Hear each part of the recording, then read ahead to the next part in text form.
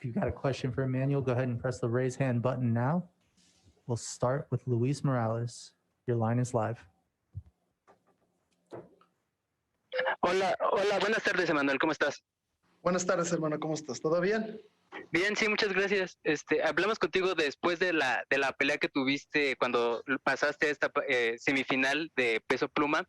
Y ahorita queremos preguntarte, has estado tú peleando por mucho tiempo, ¿no? Ahorita la pelea que tuviste contra Patricio fue la primera vez que pelearon, fue una muy buena pelea, fue una de las mejores peleas históricas que ha tenido Bellator. Ahorita, de cara a este nuevo compromiso, ¿cómo te sientes? ¿Qué tan mejorado te sientes? ¿Y en qué diferente crees que pueda hacer esta pelea? Pues como siempre digo, estoy listo, estoy motivado y inspirado para pues lograr mis metas y también cumplir mis sueños de ser campeón del mundo y ganar este Grand Prix. Él me dio una lección buena y me enseñó mucho. Pelear contra alguien que ya tiene más cuántos años, quién sabe, peleando los mejores, siendo el campeón del mundo. Entonces me da mucha pues alegría y inspiración a saber que fui a la distancia con un peleador tan peligroso y pues que tan grande que es el Patricio. Pero yo sé que lo puedo vencer y eso es lo que voy a hacer el abril 2. Do you mind giving that in English as well? Patricio's a great fighter. He has accomplished so much and done so much in Bellator and fought the best of the best throughout this whole run. And he taught me a very valuable lesson the first time. And I'm very excited to show to the world what he taught me in this second run. And I'm excited to go out there and take him out because I know I showed the first time that it is possible. And I know I can go out there and make that happen. All right, we'll go to Kevin Vardes. Hey, Emmanuel. Look, with the whole featherweight Grand Prix going on, it's AJ McKee in the final, and, he's already talking about possibly facing Patricio as he is one of the greatest underdogs, greatest champions out there. How do you feel going into this fight trying to play spoiler?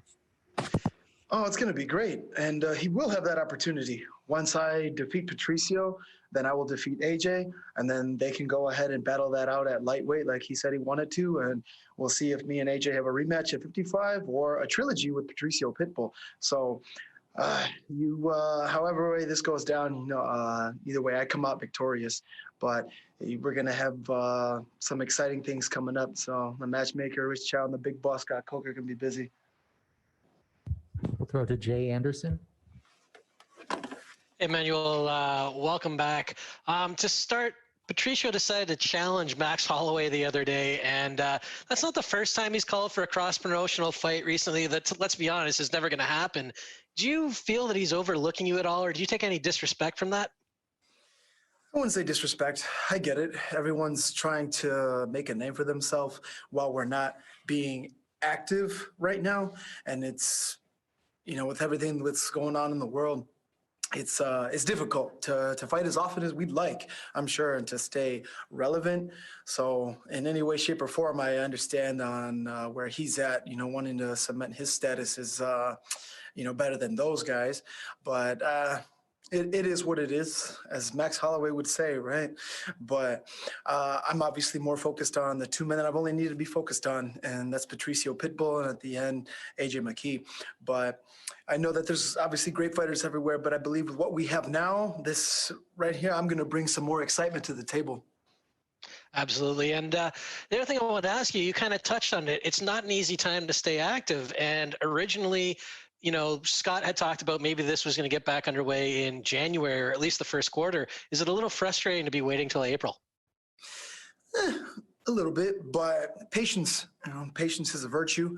It's been a long time, and given that situation I had, with the COVID pandemic, I've still been very blessed, fortunate, and grateful to have the opportunity to still go out and fight again and be here talking to you right now. I'm happy and enjoying and living in the moment, knowing that Bellator's done great things, big things, and it's only getting bigger and better. And I'm excited to be a part of it, and I can't wait to go out and make history. We'll go to Steve Jewin. Manuel, as always, thank you for the time. A lot of things have changed in the last 3 years since the last time that you fought Patricio, not the least of which is this pandemic, of course, but he's improved a lot. You've improved a lot. So at the end of the day, if you've both improved a lot, what's going to be the difference that's going to tip the edge your way? You know, with all that power, I would have thought he hit harder. And for being such a, great dominant champion, I thought it'd be a lot harder to hit too. So knowing what obviously I know now of being in the ring with him, and since being around all these great fighters in this Grand Prix, having the opportunity to be cage side watching him fight, his last 3 fights actually, I've been in attendance seeing him fight these last 3 fights. I still see those holes as a martial artist and as a fighter. I wouldn't necessarily say they're secrets on a giveaway or game plans, but I see those holes where I know I can still capitalize on, which I razorly thin close the first time, not only just to win, but to stop him. So I know the capabilities and potential that I have, and now I just cannot wait to showcase that in the second time around. And speaking of showcasing it, does it feel any bigger this time around, not just because you know him better, but because you get that Showtime platform as well? Oh, absolutely. Now there's much more on the line being on in this whole featherweight Grand Prix, and we're on a much bigger platform now and Showtime, and we're stateside. I don't need to fly across the world and need to worry about my weight and all these other things and scheduling and time. We get to be here in the beautiful US of A and take care of business here, and I can't wait to go out and make it happen. We'll go to Donna Corby.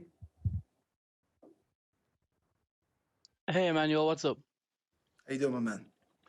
So Pedro Carvalho decided in the build-up to the last fight, maybe to his detriment, or maybe he felt he was trying to get in Pitbull's head with the trash talking. Is that a route you're going to go down? Are you going to try to antagonize Pitbull going into this fight, or are you focusing mainly on yourself? I'm focusing mainly on myself. I don't intimidate people by what I do or say before a fight. That's nonsense. I intimidate people by hitting them. So, which I've already done before, and it's something completely different that, with all that trash talk, you got to be ready to back that up once the cage door closes. So we're gentlemen, and he's a great champion, and he knows he has a hungry, merciless contender in front of him, relentless, coming for him. So knowing that we've already danced before, and now that we get to do it again, he knows what's coming, and there's nothing he can do to stop it. And I'm excited, man. This is going to be an exciting fight because he taught me so much, and I know from what he's done since we fought too, that only motivated me even more to grow, evolve, and develop into the fighter and the mind state in which I'm at now. And it's a much bigger and better platform now. I kind of touched on this earlier, but I wanted to ask, is the winner of this fight, in your opinion, the best featherweight in the entire world? Yes. After I go out and defeat Patricio Pitbull and then go on to defeat AJ McKee, yes. And there won't be any need for me to go out and talk about other big names, obviously, across the pond or across the world. There's obviously, everyone knows there's great fighters all over the world. But being a homegrown, developed Bellator featherweight world Grand Prix champion, knowing that I defeated those and I won this Grand Prix in getting revenge on those who have beaten me before and those who have never tasted defeat before, you can't write a better story. So I believe this would cement my status as the best featherweight in the world. We'll take our last question from Santiago. Hi, Emmanuel. Greetings from Amsterdam. Big couple of weeks for Rufus Sport with first you in a featherweight title fight, and in May Sergio Perez is going to fight for the bantamweight title. Can you feel that in the gym as well, that there's a big month coming up? Oh, absolutely. Got my Chicago Bulls pants on from right here. It's like 1996, the 96 Bulls going out, and we're making history. We're going to bring lots of gold home to Rufus Sport. We got a lot of up-and-coming fighters as well, too, and bantamweight Rafion Stotts and middleweight Jordan Newman. And I know it's very big things coming for my academy, my team, and I want to win. And I know I want them to win as well and be a part of that as well, too. So I know it's going to be a golden Rufus Sport and a golden year. Wish you all the best, man. Thank you very much. Appreciate it. Thank you so much, Manuel.